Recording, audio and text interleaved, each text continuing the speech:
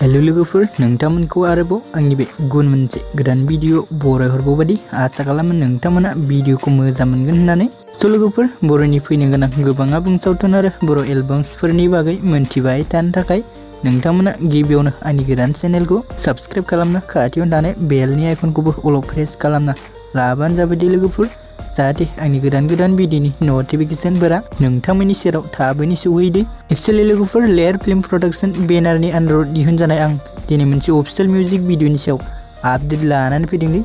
स' नोंथांमोना भिडिअखौ नायनो इन्टारेस्टेड बा नायलांबाय थाबानो जाबाय दे लोगोफोर। स' लोगोफोर दानिया फैदो दे जों बे अफिशियेल मिउजिक भिडिअनि बागै एसे मिथिना लादों दे लोगोफोर।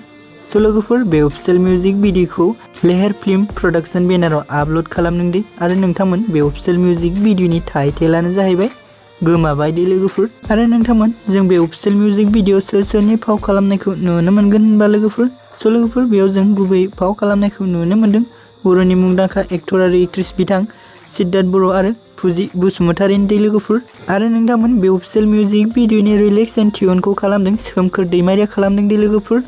स' नोंथांमोन बे अफिशियेल मिउजिक भिडिअनि मेथाइखौ सोर रोजाबदों होननानै बुङोब्ला सोमखोर आरो एलिसा बर' दे लोगोफोर। आरो नोंथांमोन बे अफिशियेल मिउजिक भिडिअनि कनसेप्ट एन्ड डाइरेक्शनखौ खालामदों राजा नार्जारिया खालामदों दे।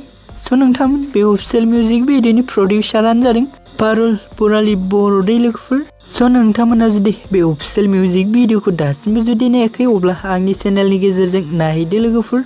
आरो लोगोफोर अन्नानै भिडिअखौ मोजां मोनदोंबा लाइक शेयार साबस्क्राइब कमेन्ट खालामना होनो दाबावदो लोगोफोर। गोजोन्थों।